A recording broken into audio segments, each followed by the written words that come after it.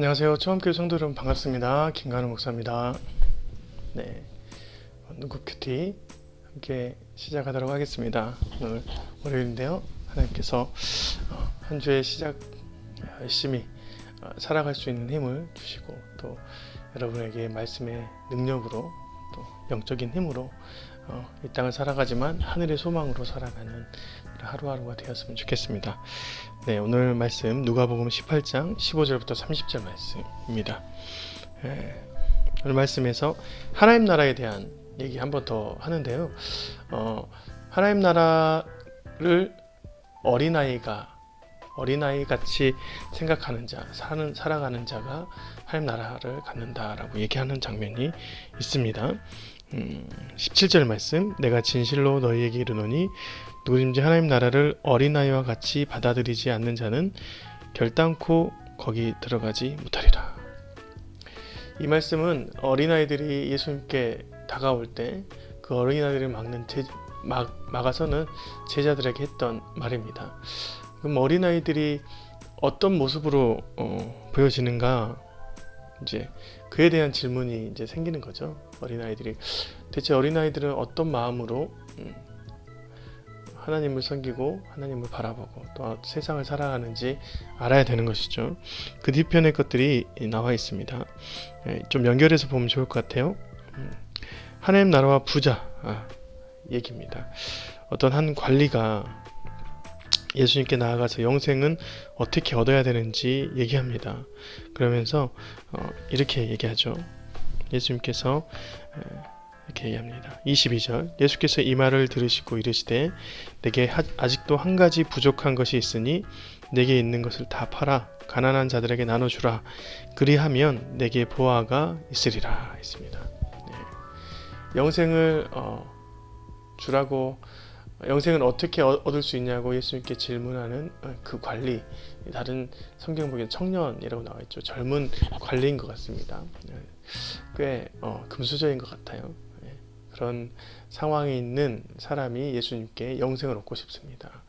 그래서 십계명 안에 있는 모든 율법을 지켰느냐라고 했더니 모두 다 지켰습니다. 그런데 예수님께서 한 가지, 하나님 나라를 얻기 위해, 영생을 얻기 위해 부족한 것이 하나 있다.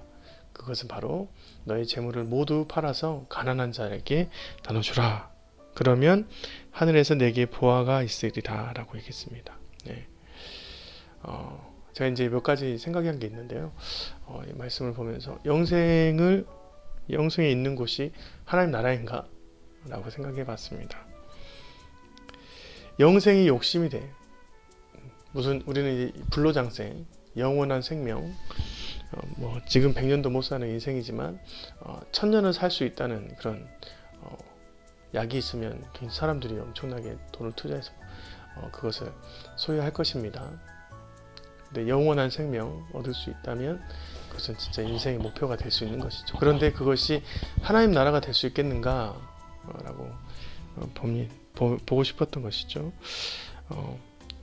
영생이 욕심이 되는 것이죠. 그래서 영생을 욕심으로 취해서 그것을 가지고 있는 사람, 그래서 영생을 취했습니다. 그런 사람들이 모여 있는 곳, 영생이 욕심이 되는 곳, 그것이 천국인가? 그러면 여러분, 영생을 가지고 있지만 실은 욕심이 있는 사람들, 욕심으로 살아가는 사람들, 죄인들의 공간이 되는 것이기 때문에 거기는 하나님 나라가 되지 않는 것이죠. 다시 말해서 영생하고 하나님 나라는 관계가 없다라는 것입니다. 그래서 한 가지 더 얘기하죠. 너가 부자 청년인데, 부자 관리인데, 가난한 사람들에게 너의 모든 재산을 팔아서 나눠주라. 그리하면 내가 하늘에 너의 보화가 있을 것이다 라고 얘기합니다. 그럼 여러분, 이 땅에서 가지고 있는 그 재물적인, 물질적인 이런 보화를 나눠주는데 그것이 하늘에 쌓아서 준다는 그런 의미가 아니라, 그리하면 하늘에 있는 보화가 너희에게 있을 거예요. 그러면 하늘에 있는 보화는 재물과 물질과 다른 모양이겠죠. 그렇게 생각하는 것이 좋습니다.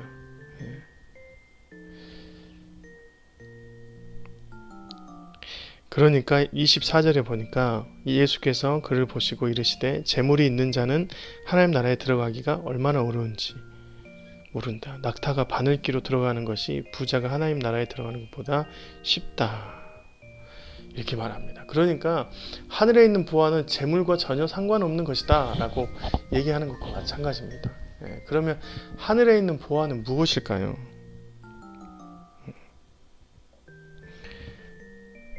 하늘에 있는 부와는 실은 이전에 말했던 어린아이들이 갖고 있는 그런 가치관이다 라고 얘기해도 괜찮을 것 같습니다. 어린아이들은 여러 가지 특성이 있는데 우선 이제 이 본문을 비교해서 보면 재물과는 좀 상관이 없는 인생을 살잖아요. 이제 300원짜리, 200원짜리 사탕 하나에도 환장을 합니다. 굉장히 좋아요. 기쁨이 있어요. 그죠? 그 기쁨은 오랜만에 자기에게 먹어지지 못하는 그런 달콤함을 느껴서 기쁨일 수도 있지만 자신의 어머니 안에서, 테두리 안에서 그 즐거움을 누릴 수 있다는 안락함이 있어서 즐거움일 수가 있습니다.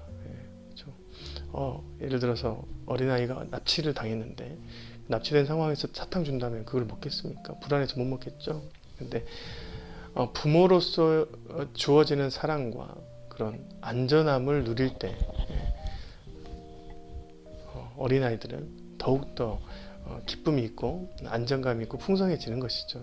다시 말해서 어린아이들은 부모라는 존재 또한 보호자라는 존재가 있어야 되는 것처럼 너희들이 하나님 안에서 그 가치관을 하나님께 두면서 재물보다 하나님께 두면서 살아가는 자, 하나님께서 허락하신 그 보화, 하나님이 생각하는 그 구원을 바라보면서 살아갈 때 그것이 진짜 보화 아니겠는가 얘기를 합니다.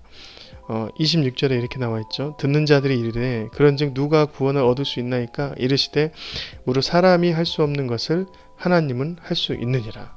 다시 말해서 하나님께서 할 수 있다는 그 믿음이 중요하다는 것입니다. 하나님께서 할 수 있다는 그 믿음이 중요하다는 것이죠.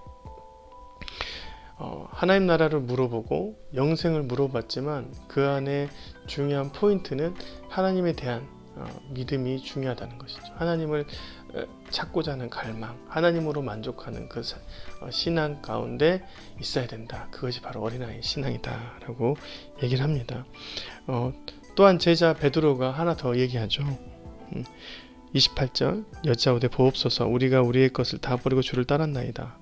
29절 이르시되 내가 진실로 너희에게 이르노니 하나님의 나라를 위하여 집이나 아내나 형제나 부모나 자녀를 버린 자는 현세의 여러 배를 받고 내세의 영생을 받지 못할 자가 없느니라 했습니다.